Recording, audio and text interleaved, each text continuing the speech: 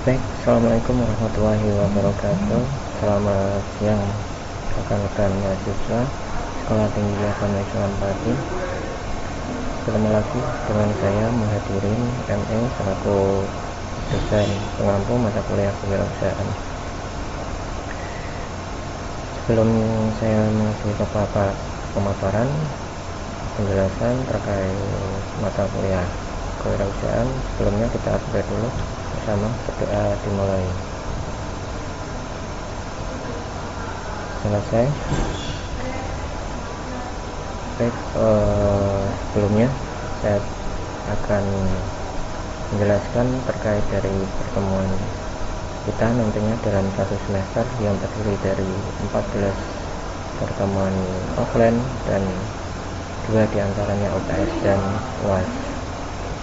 Nah, sebelum nantinya saya paparkan untuk kontrak perkuliahan pada mata kuliah kewirausahaan di sini terdiri dari beberapa aspek. Yang pertama kehadiran, karena kehadiran di sini sangat penting.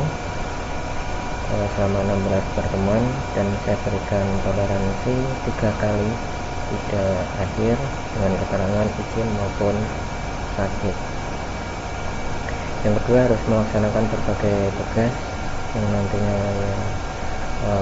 para mahasiswa kerjakan selama 1 semester. Tugasnya bisa berupa individu dan kelompok, seperti itu ya.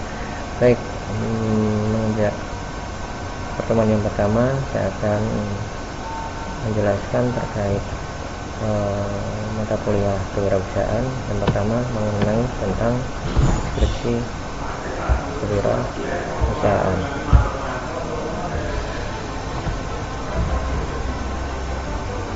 Oke, deskripsi kewirausahaan di sini ya, secara umum kalian sudah mengenal banyak deskripsi kewirausahaan.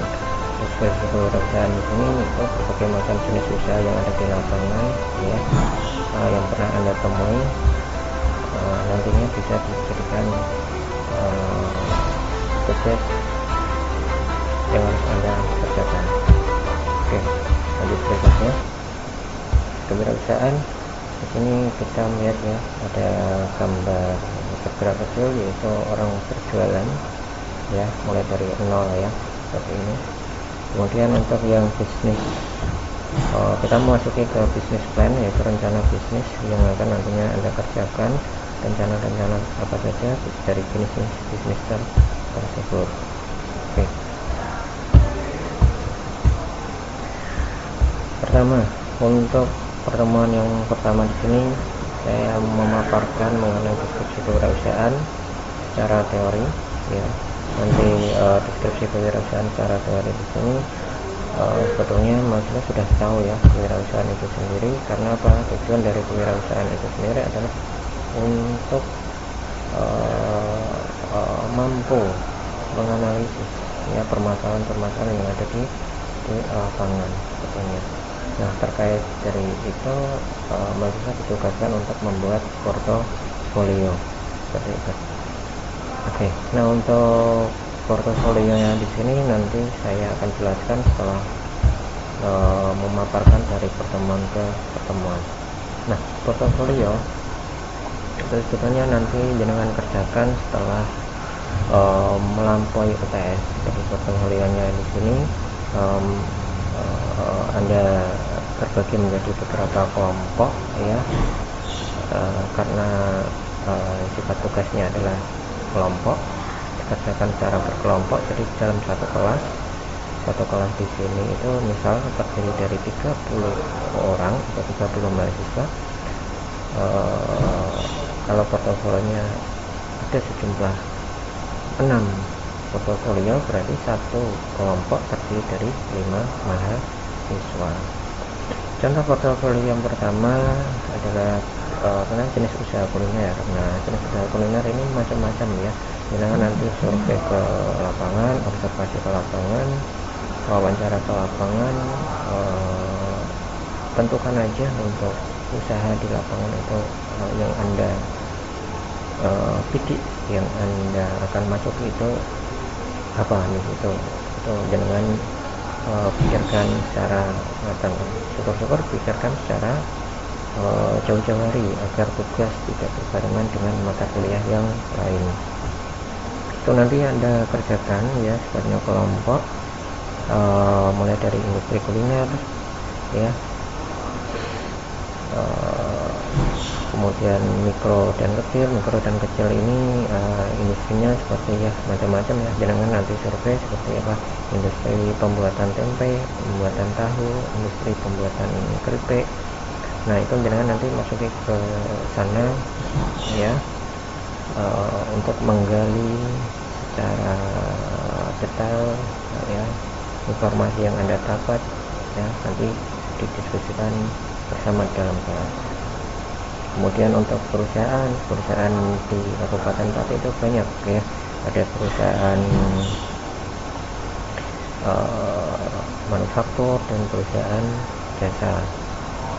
Nah itu nanti jangan masuk ke sana ya, observasi di sana,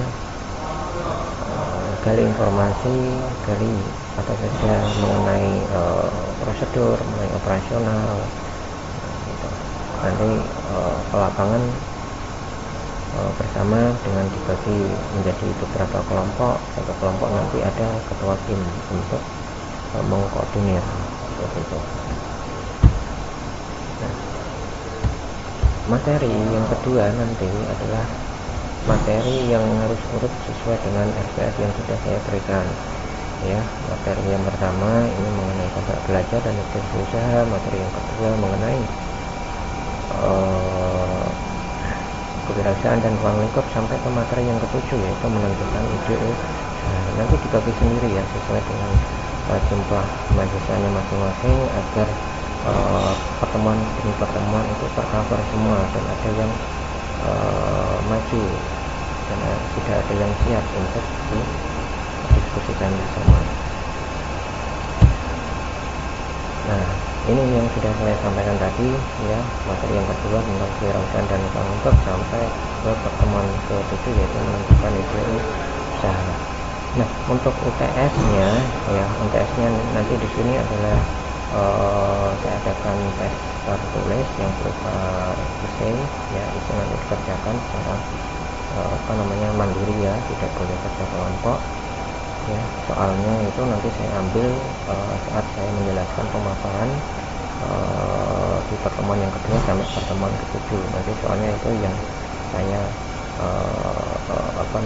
buat untuk di lembar soal UTS untuk yang ada kerjakan.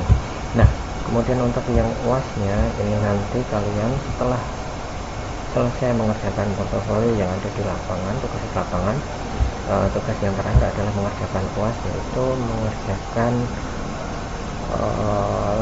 laporannya di sini adalah mampu untuk membuat laporan kegelapan dan mampu untuk membuat laporan perubahan modal. Nah kewirausahaan di situ ya, nanti kita hitung-hitungannya ke situ dulu ya, biar hitung-hitungannya matang, karena orang sering usaha itu ya tidak luput dari hitung-hitungan.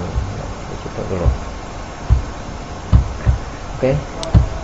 Nanti kalau dari penjelasan saya ada yang kurang paham bisa ditanyakan. Nah proyeknya dari portofolio itu tadi yang sudah saya sampaikan, mulai dari jenis usaha kuliner sampai usaha perkebunan. Nah Anda bisa lakukan seperti observasi, survei. Nah yang terakhir kalau sudah membuat tugas itu nanti dipresentasikan di dalam kelas agar apa tujuannya, mahasiswa atau teman kalian yang belum tahu bisa menjadi tahu, agar terjalin korelasi antara mahasiswa dengan katakanlah pemilik usaha atau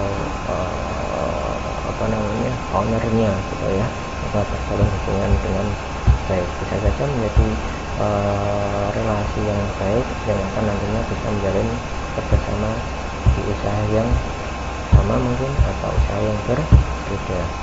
Nah itu dulu dari saya. Apabila ada pertanyaan bisa ditanyakan, dan nanti untuk absensi pertemuan pertama hari ini silahkan saya kirimkan link Untuk absensi yang pertama nanti saya kirimkan lewat link ya, berupa Google Form, nanti bisa diisi untuk pertemuan pertama kita hari ini.